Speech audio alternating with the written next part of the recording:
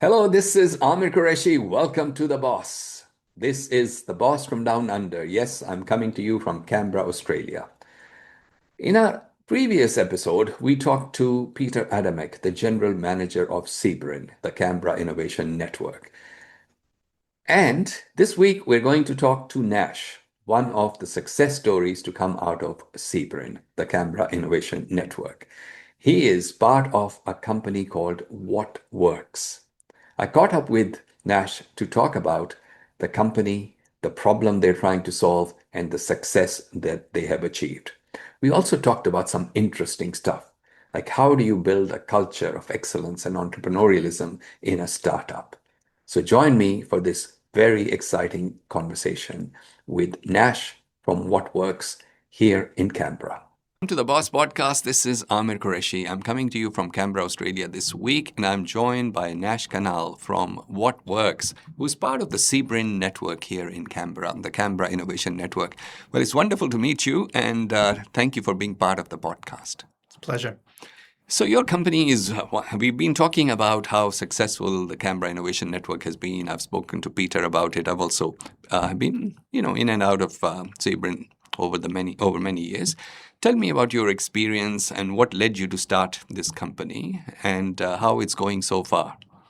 Yeah, so basically, I started the journey when I was 21, I believe in 2013, straight out of university. 21, very young. Yeah, basically, we were just out of universities, a couple of friends, we got together and we were sort of thinking, what can we do? Apps and websites were a big thing back in those days because it was still emerging. And one of my friends happened to say, well, I can build you websites within a week. Okay. And then it was literally a very simple conversation. We decided to register a company, not knowing what we were signing up for. We just did it. Yeah. And that's how it actually started. So we started with just websites and apps as a service. And that grew into more complex consulting work and also just more complex systems and technology projects over time. Yeah. So I did that since 2013. So recently, What Works is actually a merger of 3 different companies. Okay. And basically it has 4 founders, me being one of them. So I was running the company that I described to you earlier, WebTech. Yeah. Prajay was running a marketing company. And the other founders, Shubi and Amer, were running a creative agency. So we found that we were working together closely and sort of realized the synergies are there. We should possibly merge. And then What Works was born. Excellent. So a lot of, I suppose you already had, let's say, strategic kind of alliances and you come together more formally under one brand and one umbrella. That's correct. One of the challenges as an entrepreneur when you're trying to build something is, you're generally on your own.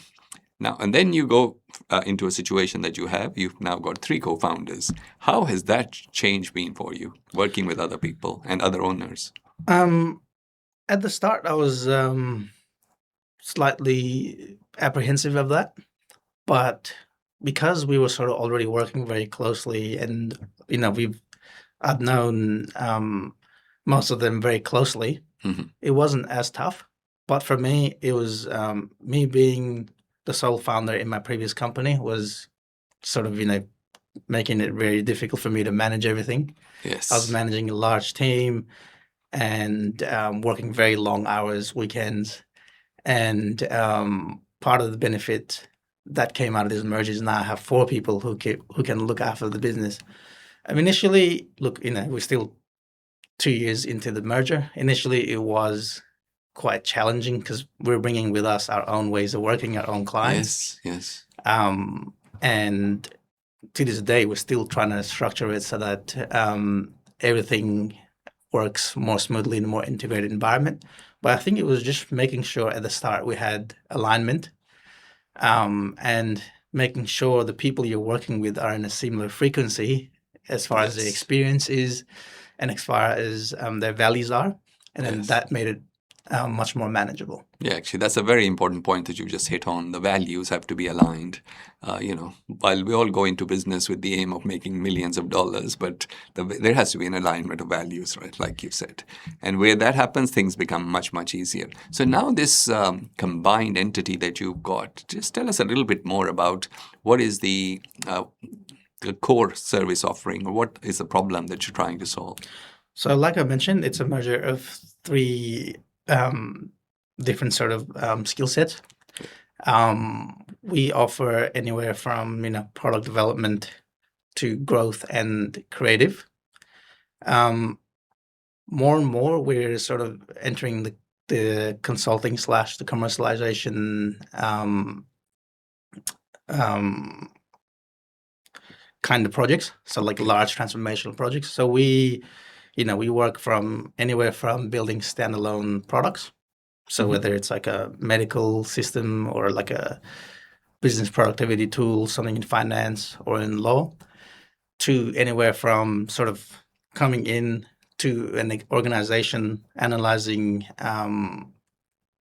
any commercial possibilities. Yeah. So whether if they have a really good idea that they haven't commercialized or need help commercializing, and take those kind of projects on board. We're also finding that we're working more with local government and government projects. So they also tend to be large, transformational pieces. And amongst that, we're also working from anywhere, like the Vanuatu weather app system, Samoa system. We've got other products that are been running since 2013. And yet more and more of the focus nowadays seems to be sort of automation and AI and solving business problems.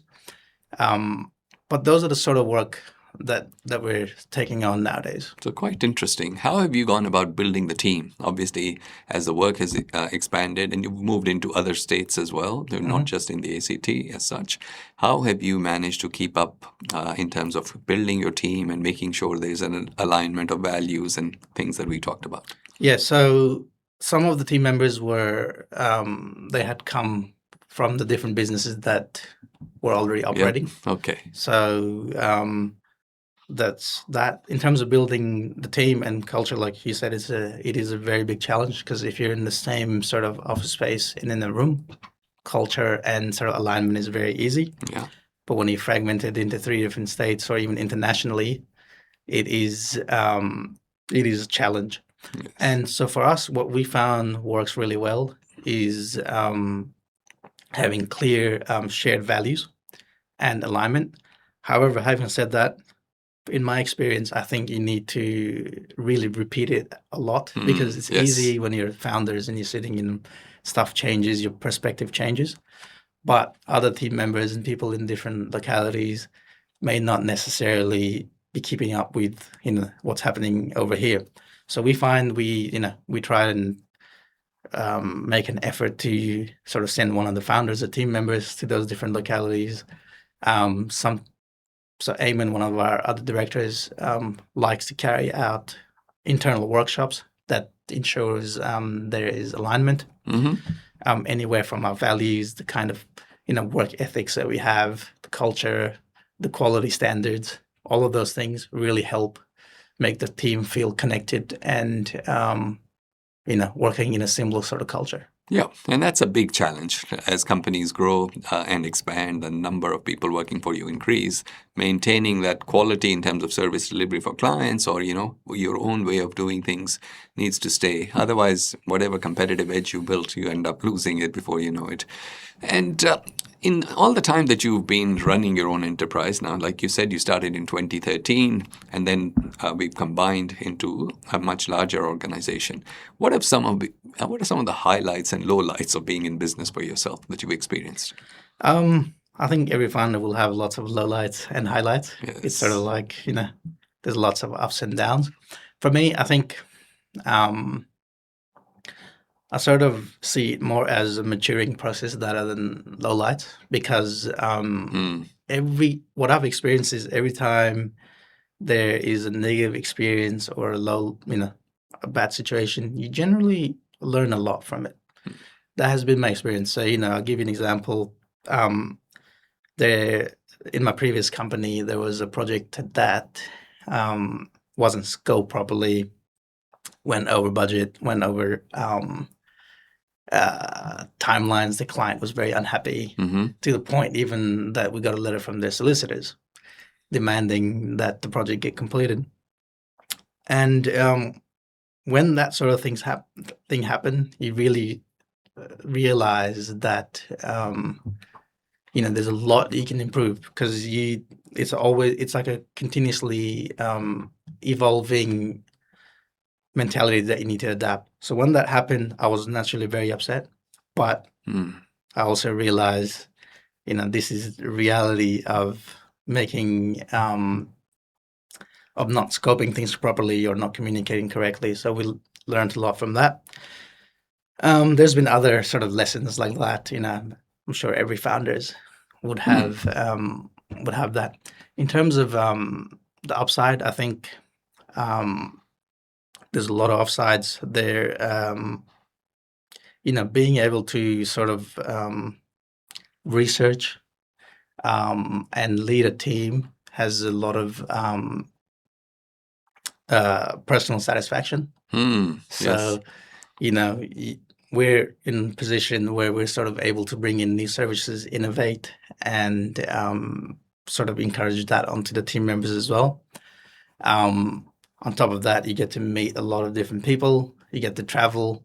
And I think for me, it's the constant exposure to new challenges and problems is what's really exciting and would say is the highlight of everything that that has happened. Excellent. One of the things when we talk about co-founders working together, and obviously not talking about your company as such, but there's always areas of disagreement. Sometimes, there's conflict, etc., etc.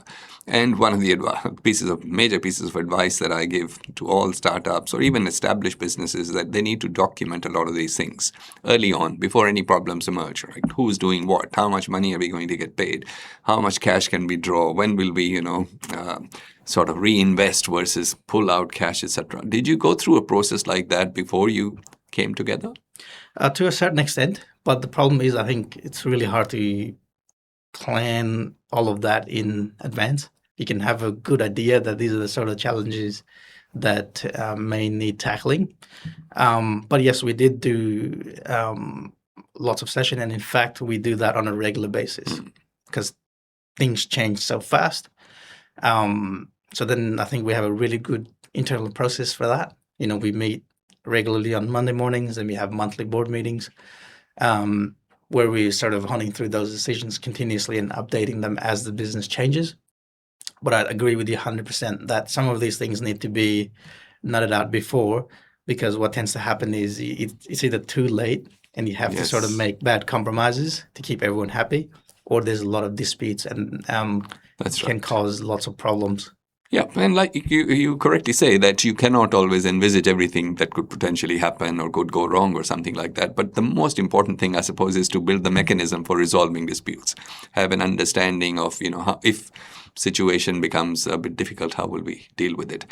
Since you're in the technology space and that's how your business originally started, I'm keen to dive a little bit into what everyone's talking about these days, which is AI and how that's impacting on you, your business, and of course your clients as well. What can you tell us about the impact of AI on your business and how you see that changing the way you do things now? So AI definitely has had an impact and that impact is continuing to grow. So we're using a lot of AI internally for, summarizing complex documents, prototyping, concepts, playing around with different concepts, something that would have taken you a long time before. You can sort of do it with a few prompts and sitting down in the afternoon. Yes. We're using it to improve our own internal processes, especially in the areas of QA, and also we're trying to embed it more and more into our software development life cycles. So that's how we're internally using it, amongst other things. And I think from what I can see, that's only going to, because the tools are getting more and more powerful. We're sort of, building internal skills. I think for us, it's going to be a very important tool. I don't see it as a full sort of business replacement Yes. thing just yet. I still think there's value in having experts and senior team members who can sort of work with the emerging technologies, such as with all the technologies that's coming out, and really end up with a better output and more efficiently.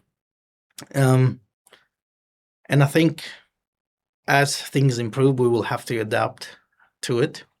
And that's one of the things we are strategizing and planning for at the moment is what's our overall AI strategy and where do we fit amongst those things.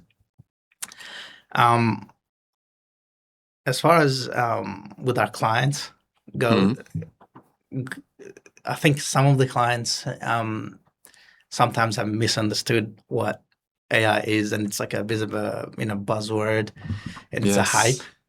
And what we tend to find is we sometimes go in there and we realize, well, AI is not really the solution. A better process is, or Interesting. you just don't have the right data. So for us, we have to actually grab that data. So yeah, we found a lot of scenarios where we're just sort of, there are other problems, and AI is not going to magically fix those. You have to sort of fix those first. But I think people are starting to realize that, and it's slowly sort of becoming easy to have those kind of conversations. Like the example I was thinking of as you were speaking was, if you have a bad process, just simply automating it or bringing in a new technology isn't going to fix it. The process is inherently bad anyway. So AI isn't going to fix all your problems. And I think the way you've described it is how you're using it in your own company seems to make a lot of sense. You can fast track a lot of stuff. A lot of the manual processes in terms of testing, in terms of writing code and all of that can be speeded up. But it's not, you still need people.